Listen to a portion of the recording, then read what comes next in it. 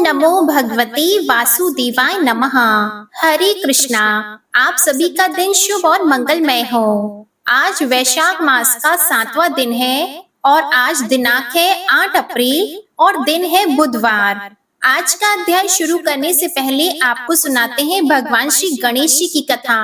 प्रेम से बोलो गणेश जी महाराज की जय। एक बार की बात है कि एक बुढ़िया गणेश जी भगवान की बहुत ही भक्ति किया करती थी। सुबह जल्दी उठती, स्नान करके पहले गणेश जी के मंदिर जाती, गणेश जी को सिंदूर से तिलक करती और गुड़ का भोग लगाती। बड़े ही श्रद्धा भाव से गणेश जी के नामों का स्मरण किया करती थी। यह उसका नियम था। चाहे आंधी हो या तूफान, वह बुढ़िया गणेश जी के मंदिर जरूर जाती थी। ऐसा करते करते सालों बीत गए।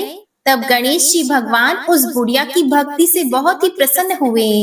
एक दिन उसे सपने में दर्शन देकर कहने लगे कि बूढ़ी माई, मैं तुमसे बहुत ही खुश हूँ, तू वरदान मांग कि क्या मांगना चाहती है। तब बुढ़िया माई कहने लगी कि गणेश जी महाराज, आपने मुझे दर्शन दिए, इससे अच्छा मेरे लिए क्या हो सकता है। मांगना तो मुझे कुछ नहीं आता, मैं क्या मांगू। इस तरह फिर बुढ़िया सोचने लगी तो गणेश जी महाराज कहने लगे कि बूढ़ी माई परेशान मत हो, मैं कल फिर आपके सपने में आऊंगा, तब तक तुम आराम से सोच लेना कि तुम्हें वरदान में क्या मांगना है। वरदान मैं तुम्हें एक ही दूंगा। ऐसा कहकर गणेश जी भगवान अंतर ध्यान हो गए और उस बुढ़िया की आंख खुल गई। आंख खुली तो सुबह हो चुकी थी। तब बुढ़िया सोचने लगी कि घर में अन्न और धन भी नहीं है और मेरे कुल का दीपक भी नहीं है, मैं क्या मांगू, मेरी तो समझ में नहीं आता है। तो इस तरह सोचते हुए बुढ़िया ने अपने पुत्र को बुलाया और पूछा कि बेटा, मुझे गणेश जी ने रात सपने में दर्शन दिए थे और बोल रहे थे कि मैं तुम्हारी पूजा पाठ से बहुत ही प्रसन्न हूँ, मैं तुम्हें एक वरदान देना चाहता हूँ, मांगो, क्या मांगती हो। तो बेटा, मुझे तो समझ में ही नहीं आया कि मैं क्या मांगू, तू ही बता दे मुझे क्या मांगना चाहिए। तब बुढ़िया का पुत्र कहने लगा कि माँ, तुम गणेश जी से बहुत सारा धन दौलत मांग लो, हमारी गरीबी दूर हो जाएगी, तो हमें सब कुछ मिल जाएगा। लोगों को देखो कितने ऐशो आराम से रहते हैं, हमारे भी सपने पूरे हो जाएंगे। तब बेटे की बात सुनकर बुढ़िया ने बहू को आवाज लगाई। तो बहू आई और सासू माँ से पूछने लगी कि माँ जी कहिए क्या बात है, आपने मुझे किस लिए बुलाया है। तो उसकी सास ने कहा कि बेटा, रात में मुझे सपने में गणेश जी भगवान ने दर्शन दिए हैं और वे कह रहे हैं कि मैं तुम्हें वरदान देना चाहता हूँ, मेरी तो समझ में नहीं आता कि मैं क्या मांगू। तो सासू माँ की बात सुनकर बहू कहने लगी कि माँ जी, ये तो बहुत ही अच्छी बात है, आप गणेश जी से पोता मांग लो। क्या आपका मन नहीं करता कि हमारे घर में भी नन्हे शिशु की किलकारी गूंजे, हमारा भी वंश बढ़े। तो बुढ़िया कहने लगी कि बेटा, तेरी बात तो सही है। अब बुढ़िया तो कश्मकश में थी कि गणेश जी ने तो एक वरदान देना है, उसमें मैं क्या मांगू। तो वह बुढ़िया सोचती सोचती पड़ोस में अपनी सहेली के पास गई और जाकर पूछने लगी कि बहन, तुम मुझे बता दो कि मैं क्या मांगू। तो बूढ़ी माई की सारी बात सुनकर उसकी पड़ोसन कहने लगी कि बहन, तू तो अब थोड़े दिन जिएगी, तू क्यों तो धन मांगे और क्यों नाती मांगे, वह तेरे किस काम के। तू ऐसा कर, गणेश जी भगवान को कह देना कि बुढ़ापे तक मेरी आंखों की रोशनी बनी रहे। आदमी बूढ़ा हो जाने के बाद अपनी रोशनी खो देता है और आंखों के बिना तो जीना बहुत ही कठिन है। बेटा बहू तो अपने सुख की चीजें मांग रहे हैं, लेकिन मुझे तो लगता है कि पूजा पाठ तुमने की है तो तुम्हें अपने लिए ही कुछ मांगना चाहिए। अब बुढ़िया को तीनों की बातें ही सही लगी, लेकिन दुविधा यह थी कि गणेश जी ने तो केवल एक ही वरदान देने की बात कही थी। तो बुढ़िया ने अपने मन में कुछ विचार किया और सो गई। गणेश जी ने बुढ़िया को सपने में दर्शन दिए और कहा कि बूढ़ी माई, वरदान मांगो। तो बुढ़िया कहने लगी कि प्रभु, मुझे और तो कुछ नहीं चाहिए, मेरी तो एक ही इच्छा है कि मैं अपने पोते को सोने की थाली में सोने के चम्मच से भोजन करता हुआ देखूं।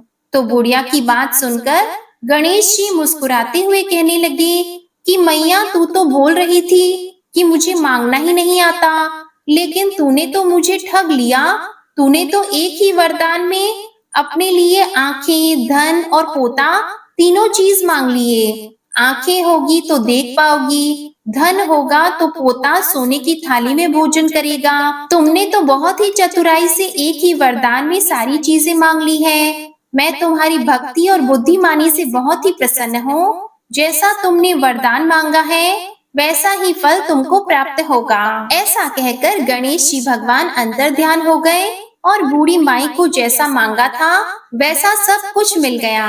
और अब बेटा बहू भी खुश थे। बेटा बहू को खुश देखकर बुढ़िया और भी ज्यादा खुश हो गई। प्रेम से बोलिए गणेश जी महाराज की जय। अब आपको सुनाते हैं कान्हा जी और कुम्हार की रोचक पौराणिक कथा। ऐसा माना जाता है कि इस कथा को सुनने से 84 लाख योनियों के बंधन से मुक्ति मिल जाती है। प्रभु श्री कृष्ण ने गोपियों के साथ बहुत सी लीलाएं की हैं। श्री कृष्ण गोपियों की मटकी फोड़ते, माखन चुराते और गोपियां भी श्री कृष्ण का उलाहना लेकर यशोदा मैया के पास जाती। ऐसा बहुत बार हुआ।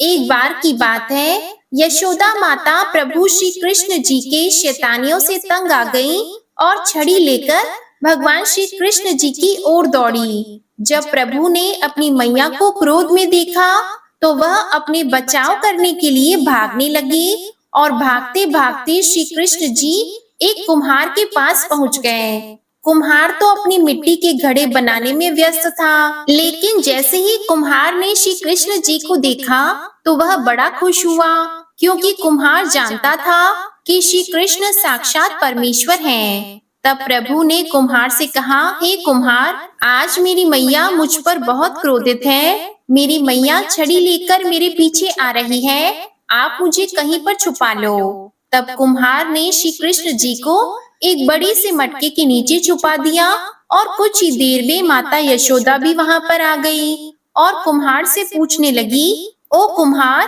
क्या तुमने मेरे कन्हैया को कहीं देखा है? तो कुम्हार ने कह दिया कि नहीं माता, मैंने आपके कन्हैया को कहीं नहीं देखा। श्री कृष्ण जी यह सारी बातें बड़े से घड़े के नीचे छुपकर सुन रहे थे। मैया तो वहां से चली गई। अब प्रभु श्री कृष्ण जी कुम्हार से कहते हैं, हे कुम्हार, यदि मैया चली गई हो तो मुझे इस घड़े से बाहर निकालो। कुम्हार बोला, ऐसे नहीं प्रभु जी, पहले मुझे 84 लाख योनियों के बंधन से मुक्त करने का वचन दो। भगवान मुस्कुराए और कहा कि ठीक है, मैं तुम्हें 84 लाख योनियों से मुक्त करने का वचन देता हूँ। अब तो तुम मुझे बाहर निकालो। कुम्हार कहने लगा, मुझे अकेले नहीं प्रभु जी, मेरे परिवार के सभी लोगों को भी 84 लाख योनियों के बंधन से मुक्त करने का वचन दो, तो मैं आपको इस घड़े से बाहर निकालूंगा। भगवान श्री कृष्ण कहते हैं कि चलो ठीक है, उनको भी 84 लाख योनियों के बंधन से मुक्त होने का मैं वचन देता हूँ। अब तो तुम मुझे घड़े से बाहर निकालो। अब कुम्हार फिर से कहता है कि बस प्रभु जी, एक विनती और है, उसे भी पूरा करने का वचन दो तो मैं आपको घड़े से बाहर निकाल दूं। भगवान बोले कि वो भी बता दो, क्या कहना चाहते हो? कुम्हार कहने लगा कि हे प्रभु, जिस घड़े के नीचे आप छुपे हो उसकी मिट्टी मेरे बैलों के ऊपर लाद कर लाई गई है। मेरे इन बैलों को भी 84 के बंधन से मुक्त करने का वचन दो। भगवान ने कुम्हार के प्रेम पर प्रसन्न होकर उन बैलों को भी 84 के बंधन से मुक्त होने का वचन दे दिया। भगवान श्री कृष्ण बोले कि अब तो तुम्हारी सभी इच्छाएं पूरी हो गई हैं, अब तो तुम मुझे घड़े से बाहर निकाल दो। तब कुम्हार कहता है कि अभी नहीं भगवान, बस एक अंतिम इच्छा और है, उसे भी पूरा कर दीजिए। और वह यह है कि जो भी प्राणी हम दोनों के बीच के संवाद को सुनेगा उसे भी आप 84 लाख योनियों के बंधन से मुक्त करोगे। बस यह वचन दे दो तो मैं आपको इस घड़े से बाहर निकाल दूंगा। कुम्हार की प्रेम भरी बातों को सुनकर प्रभु श्री कृष्ण जी बहुत खुश हुए और कुम्हार की इस इच्छा को भी पूरा करने का वचन दिया। फिर कुम्हार ने बाल श्री कृष्ण जी को घड़े से बाहर निकाल दिया उनके चरणों में साष्टांग प्रणाम किया। भगवान श्री कृष्ण के चरण धोए और उनका चरणामृत पिया। अपनी पूरी झोपड़ी में भी चरणामृत का छिड़काव किया और प्रभु जी को गले लगाकर इतना रोया कि प्रभु में ही विलीन हो गया। प्रिय भक्त जनों, जो बाल श्री कृष्ण जी 7 कोस लंबे चौड़े गोवर्धन पर्वत को अपनी एक उंगली से उठा सकते हैं, तो क्या वो एक घड़ा नहीं उठा सकते थे? लेकिन बिना प्रेम रीझे नहीं नटवर नंद किशोर। कोई कितने भी यज्ञ करे, अनुष्ठान करे, कितना भी दान करे, चाहे कितनी भी भक्ति करे, लेकिन जब तक मन में प्राणी मात्र के लिए प्रेम नहीं होगा, प्रभु श्री कृष्ण मिल नहीं सकते। तो प्रेम से बोलिए श्री राधा रानी सरकार और भगवान श्री कृष्ण जी की जय। अब आप सुनिए आज का वैशाख मास महात्म्य का अध्याय। इस अध्याय में आप सुनेंगे धर्म वर्ण की कथा, कली की अवस्था का वर्णन, धर्म वर्ण और पितरों का संवाद और वैशाख की अमावस्या की श्रेष्ठता का वर्णन। मिथिलापति ने पूछा, ब्राह्मण, इस वैशाख मास में कौन कौन सी तिथियां पुण्यदायिनी हैं? तब श्रुतदेव जी बोले, सूर्य के मेष राशि पर स्थित होने पर वैशाख मास में 30 तिथियां पुण्यदायिनी मानी गई हैं। एकादशी में किया हुआ पुण्य कोटि गुना होता है। उसमें स्नान, दान, तपस्या, होम, देव पूजा, पुण्य कर्म एवं कथा का श्रवण किया जाए तो वह तत्काल मुक्ति देने वाला है। जो रोग आदि से ग्रस्त और दरिद्रता से पीड़ित होकर वह मनुष्य इस पुण्यमयी कथा को सुनकर कृतकृत्य होता है। वैशाख मास मन से सेवन करने योग्य है, क्योंकि वह समय उत्तम गुणों से युक्त है। दरिद्र, धनाढ्य, पंगु, अंधा, नपुंसक, विधवा, साधारण स्त्री, पुरुष, बालक, युवा, वृद्ध तथा रोग से पीड़ित मनुष्य ही क्यों न हो, वैशाख मास का धर्म सभी के लिए अत्यंत सुख देने वाला है। परम पुण्यमयी वैशाख मास में जब सूर्य मेष राशि में स्थित हो, तब पाप नाशिनी अमावस्या कोटि गया के समान फल देने वाली होती है। राजन, जब पृथ्वी पर राजर्षि सावर्णी का शासन था, उस समय 30वें कलयुग के अंत में सभी धर्मों का लोप हो चुका था। उसी समय अनर्त देश में धर्म वर्ण नाम से विख्यात एक ब्राह्मण थे। मुनिवर धर्म वर्ण ने उस कलयुग में ही किसी समय महात्मा मुनियों के सत्र याग में सम्मिलित होने के लिए पुष्कर क्षेत्र की यात्रा की। वहाँ कुछ व्रतधारी महर्षियों ने कलयुग की प्रशंसा करते हुए इस प्रकार कहा था, सत्य युग में भगवान विष्णु को संतुष्ट करने वाला जो पुण्य 1 वर्ष में साध्य है, वही त्रेता में 1 मास में और द्वापर में 15 दिनों में साध्य होता है। परंतु कलयुग में भगवान विष्णु का स्मरण कर लेने से ही उससे 10 गुना पुण्य होता है। कली में बहुत थोड़ा पुण्य भी कोटि गुना होता है। जो एक बार भी भगवान का नाम लेकर दया दान करता है और दुर्भिक्ष में अन्न देता है, वह निश्चय ही ऊर्ध्व लोक में गमन करता है। यह सुनकर देवर्षि नारद हंसते हुए उन्मत्त के समान नृत्य करने लगे। सभासदों ने पूछा, नारद जी,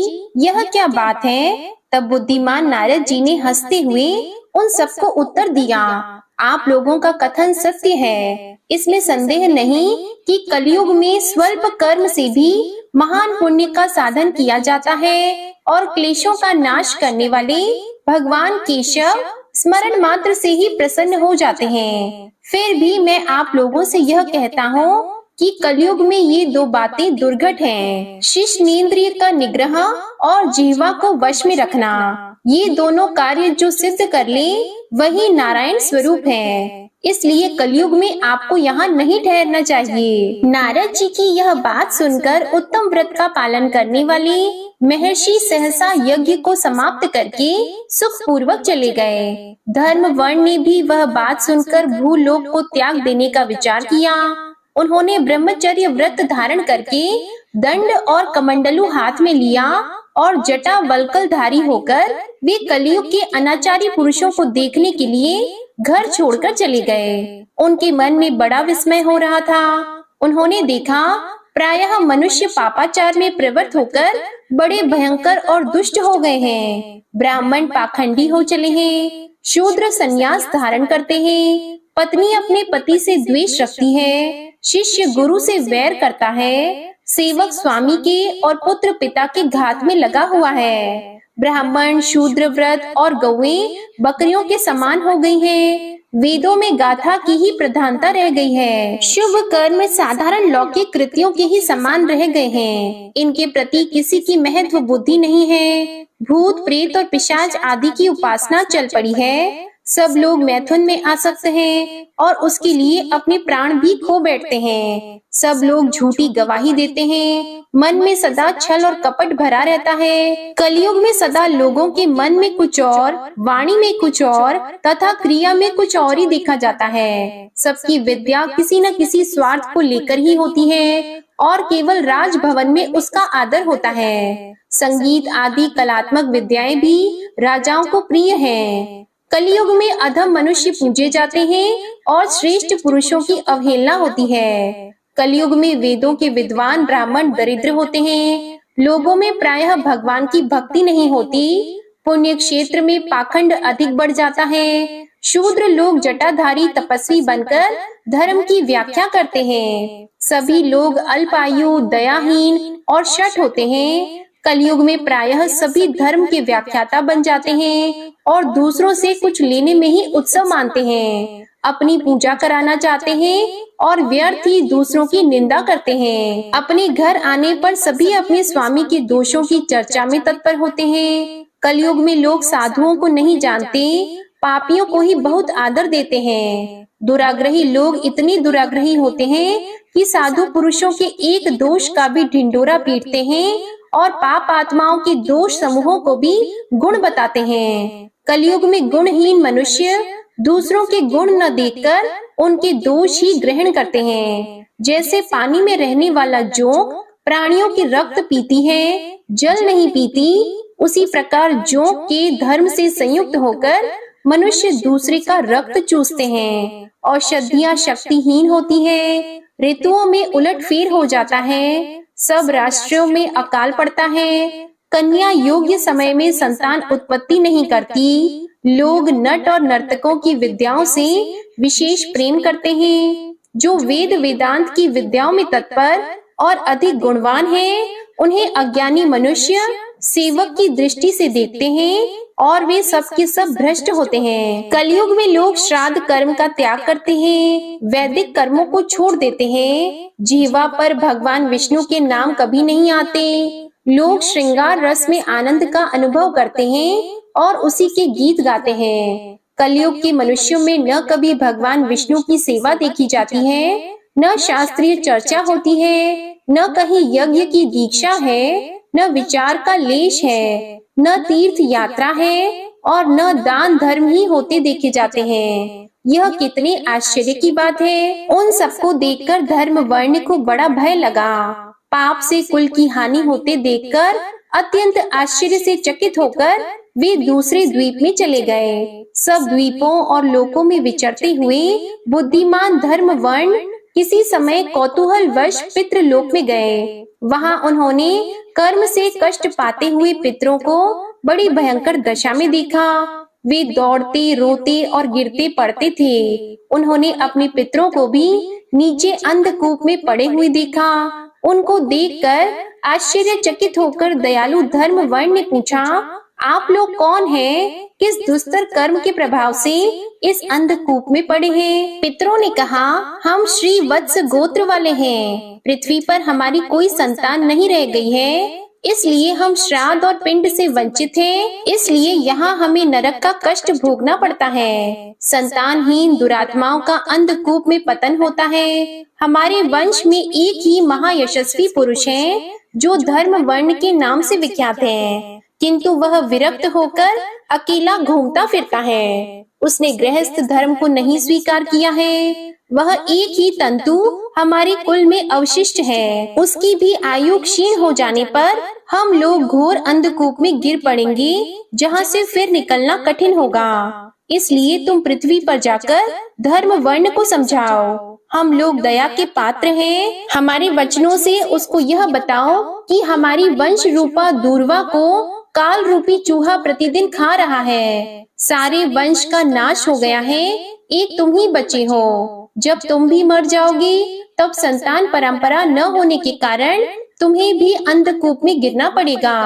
इसलिए गृहस्थ धर्म को स्वीकार करके संतान की वृद्धि करो। इससे हमारी और तुम्हारी दोनों की ऊर्ध्व गति होगी। अगर एक भी पुत्र वैशाख, माघ अथवा कार्तिक मास में हमारे उद्देश्य से स्नान, श्राद्ध और दान करेगा तो उससे हम लोगों की ऊर्ध्व गति होगी और नरक से उद्धार हो जाएगा। यदि एक पुत्र भी भगवान विष्णु का भक्त हो जाए, एक भी एकादशी का व्रत करने लगे अथवा एक भी भगवान विष्णु की पापनाशक कथा श्रवण करे तो उसकी 100 बीती हुई पीढ़ियों का तथा 100 आने वाली पीढ़ियों का उद्धार हो जाता है। वे पीढ़ियां पाप से आवृत होने पर भी नरक का दर्शन नहीं करती। दया और धर्म से रहित उन बहुत से पुत्रों के जन्म से क्या लाभ जो कुल में उत्पन्न होकर सर्वव्यापी भगवान नारायण की पूजा नहीं करते।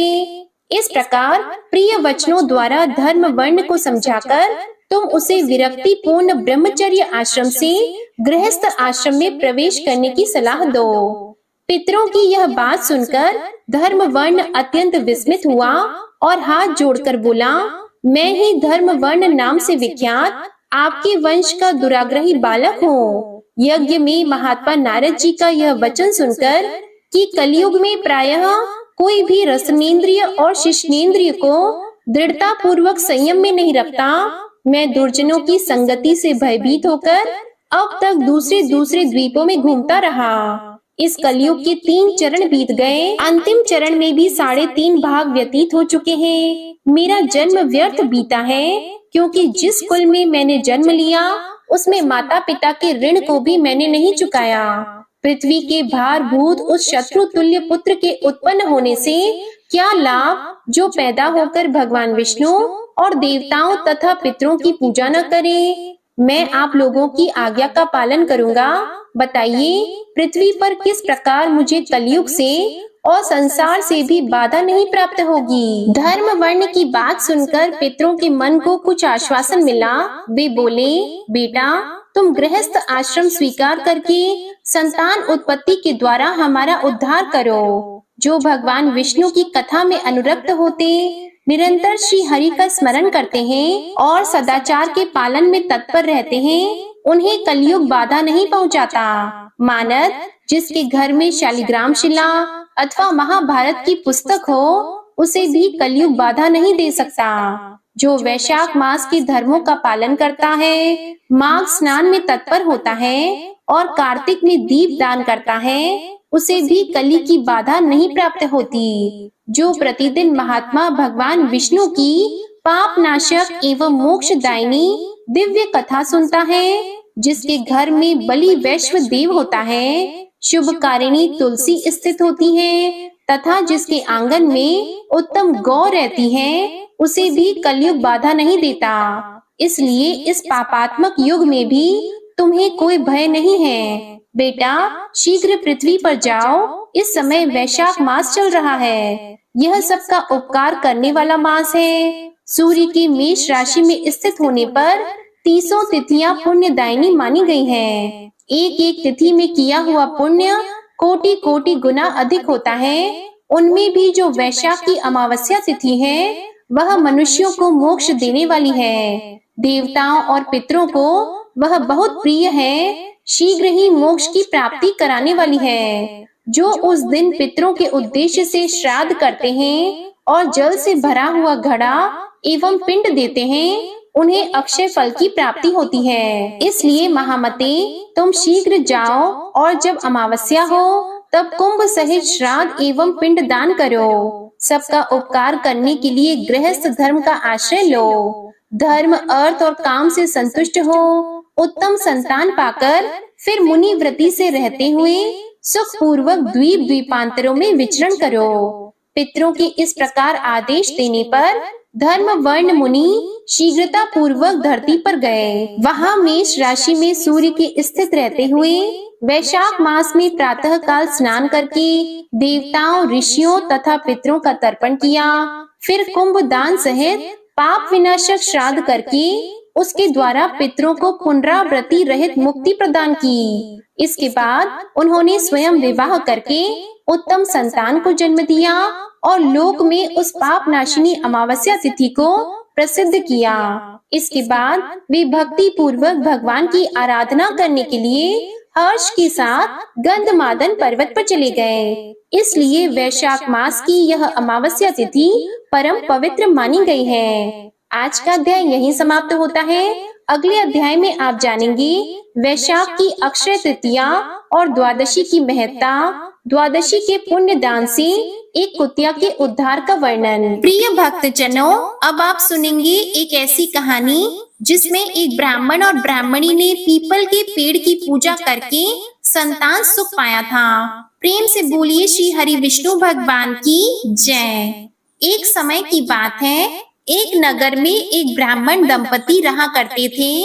वे दोनों प्रतिदिन 7 कोस दूर गंगा यमुना नदी में स्नान करने के लिए जाते थे। सुबह जाते आते शाम हो जाती। ऐसा करते करते सालों बीत गए। ब्राह्मण दंपति वृद्ध हो चले थे।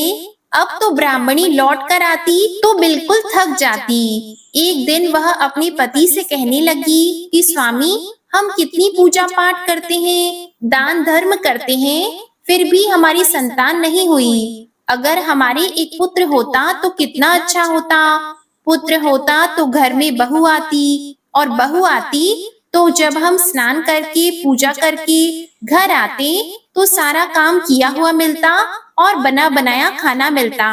बहू हमारी कितनी सेवा करती। तो अपनी पत्नी की बात सुनकर ब्राह्मण कहने लगा कि बात तो तू ठीक कह रही है, चल मैं तेरे लिए बहू ला देता हूँ। तो वह बोली कि क्यों मजाक कर रहे हो? एक तो भगवान ने मजाक कर ली, अब ऊपर से आप भी बोल रहे हो। जब बेटा ही नहीं है तो बहू कहाँ से आएगी? तो ब्राह्मण ने कहा कि तू मेरा कहना मान, एक पोटली में आटा डाल और उसमें कुछ सोने की मोहरें रख दे। तो ब्राह्मण के कहे अनुसार उसकी पत्नी ने एक पोटली में आटा बांधकर उसमें थोड़ी सोने की मोहरें भी डाल दी और वह पोटली ब्राह्मण को थमा दी। वह भगवान श्री हरि विष्णु को याद करता हुआ चल पड़ा। चलते चलते शाम हो चुकी थी तो वह यमुना के किनारे पहुंच गया। वहां पर जाकर बैठ गया तो वहीं नदी किनारे कुछ लड़कियां खेल रही थी। वह मिट्टी के घर बना रही थी। तो ब्राह्मण भी बड़े गौर से उन्हें देखने लगा। थोड़ी देर बाद में उन लड़कियों ने एक दूसरे से कहा कि चलो बहनों, घर चलते हैं, शाम हो गई है, माँ बाबूजी इंतजार कर रहे होंगे। ऐसा कहकर सारी लड़कियां अपने अपने घर तोड़ने लगी। तो उनमें से एक लड़की ने कहा कि मैं अपना घर नहीं तोड़ूंगी, मुझे तो रहने के लिए घर चाहिए। तो लड़की की बात सुनकर ब्राह्मण मन ही मन सोचने लगा कि यही लड़की मेरी बहू बनने के लिए उचित है। जब वह लड़की अपने घर को जाने लगी तो वह ब्राह्मण भी उसके पीछे चलने लगा। उसके घर तक पहुंच गया। जब लड़की घर के अंदर चली गई तो ब्राह्मण ने बाहर से आवाज लगाई। तो आवाज सुनकर उस लड़की की माँ बाहर आई और पूछा कि आप कौन हो और किस लिए आई हो? तो वह कहने लगा कि मैं पास ही के गांव में जा रहा था अपने लड़के का रिश्ता करने के लिए।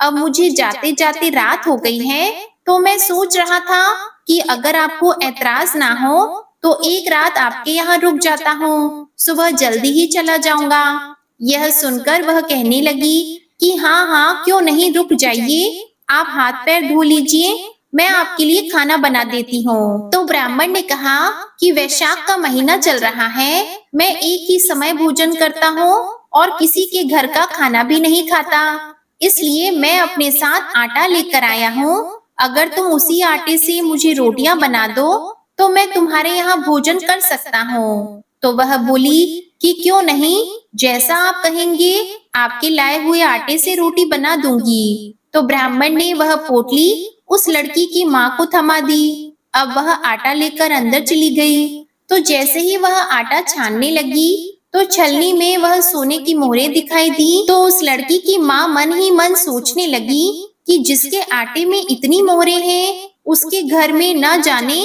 कितना ही सोना होगा। इतने में उसका पति घर आ गया।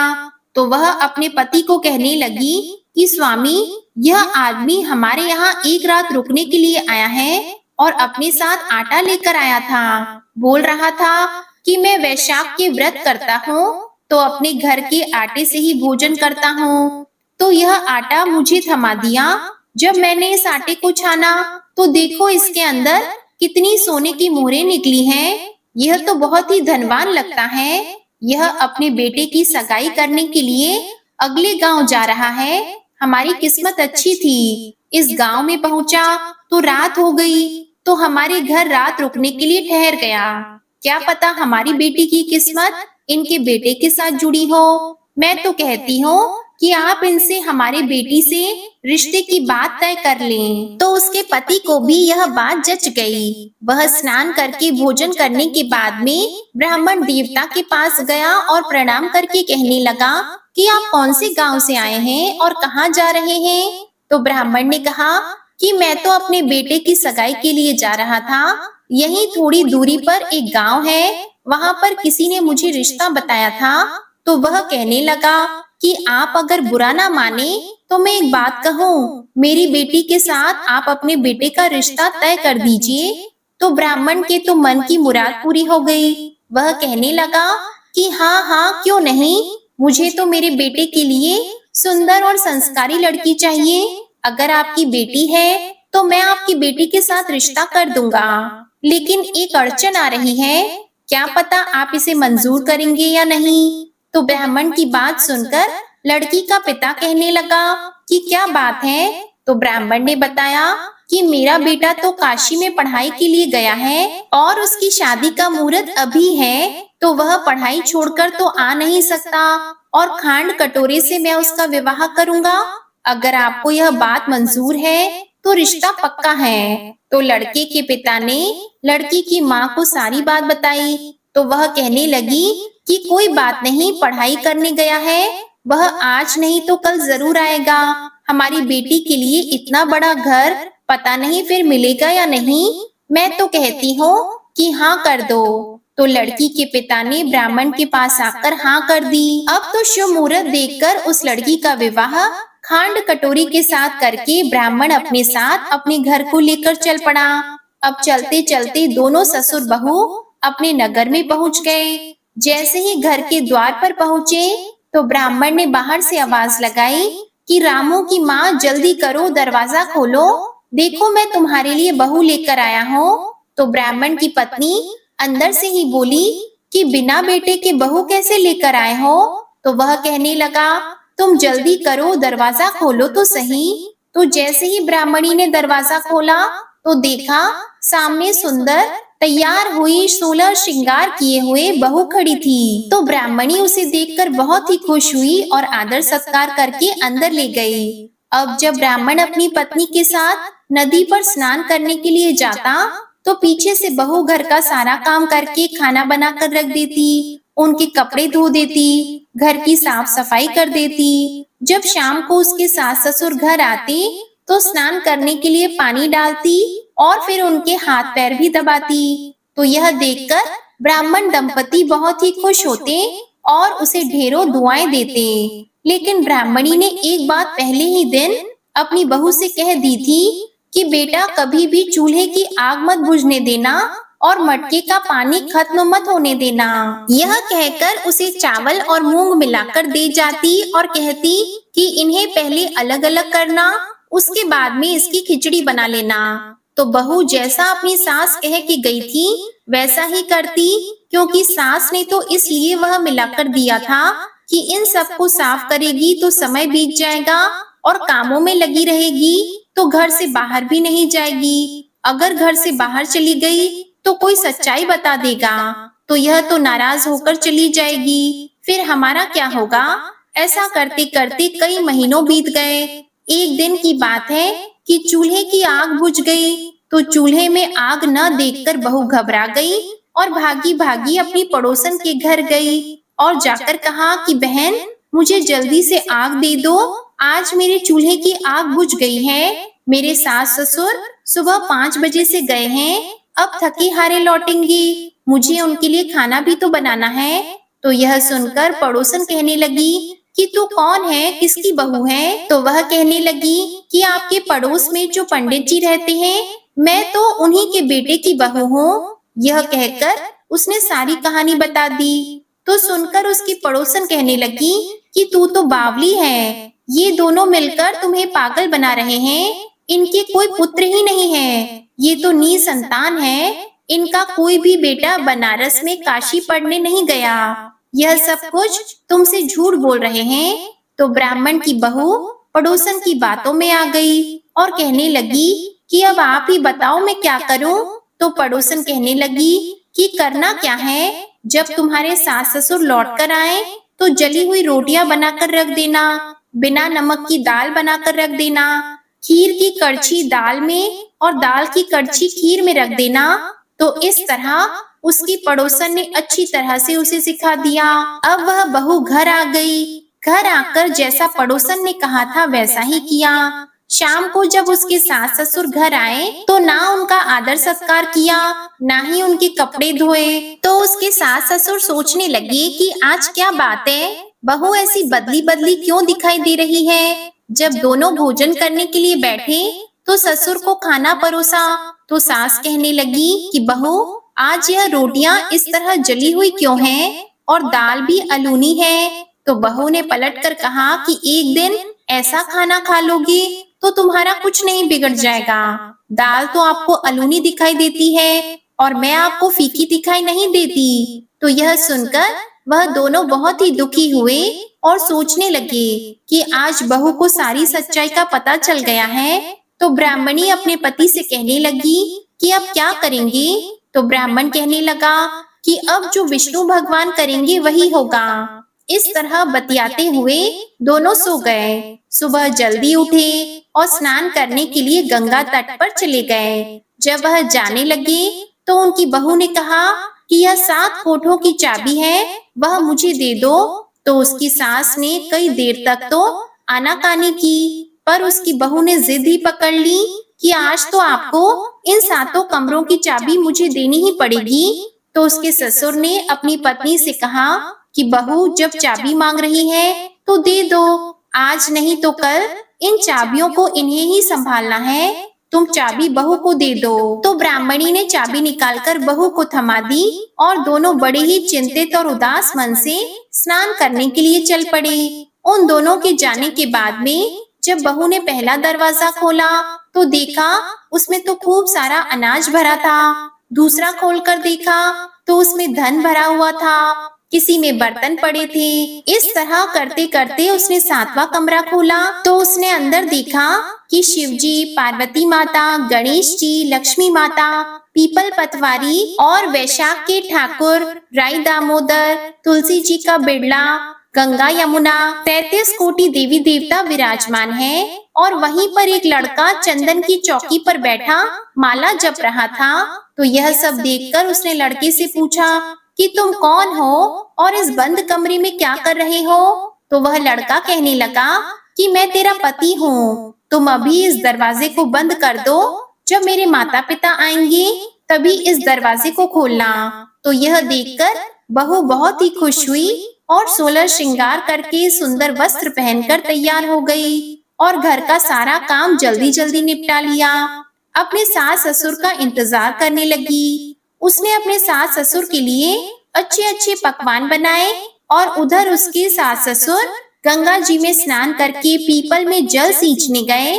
तो वहां जाकर बोले, हे विष्णु भगवान, हमारी लाज आपके हाथ में है, अब हम बहू को क्या जवाब देंगे? इस तरह दोनों विनती करते हुए वहां से वापस घर को चल पड़े। जब वह घर आए तो देखा कि बहू तो बहुत ही खुश थी। उनका खूब आदर सत्कार किया, 36 प्रकार के व्यंजन बनाए थे, प्रेम पूर्वक खाना खिलाया और फिर उनके हाथ पैर दबाने लगी। पैर दबाते दबाते बहू ने अपनी सास से कहा कि माँ, इतनी दूर गंगा यमुना स्नान करने के लिए जाते हो तो आप थक जाते होंगे, इसलिए आप घर पर ही स्नान क्यों नहीं कर लेते? तो बहू की बात सुनकर सास कहने लगी कि बेटी, गंगा यमुना घर पर नहीं बहती। तो वह कहने लगी, हाँ माँ जी, हमारे घर में तो गंगा यमुना घर पर ही बहती है, चलो मैं आपको दिखाती हूँ। तो यह कहकर वह अपनी सास को लेकर 7वें कमरे के पास गई और खोल कर दिखाया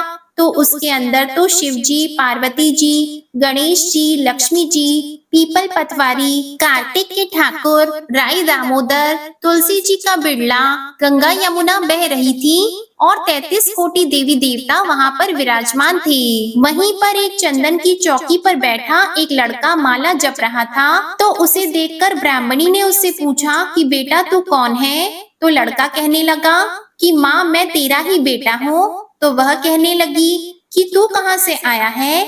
तो लड़का कहने लगा कि मुझे तो कार्तिकेय ने भेजा है। तो ब्राह्मणी कहने लगी कि बेटा मैं तो मान लूंगी कि भगवान ने भेजा है, पर यह संसार कैसे मानेगा कि तू मेरा बेटा है? तो वह कहने लगा कि कुछ विद्वान पंडितों से बात करो, वह आपको जरूर इस समस्या का हल बताएंगे।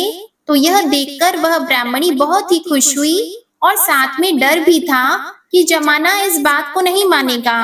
तो उसने आकर ब्राह्मण को बताया और कहा कि आप कुछ विद्वान पंडितों से पूछो कि यह कैसे सिद्ध होगा कि यह हमारा ही बेटा है।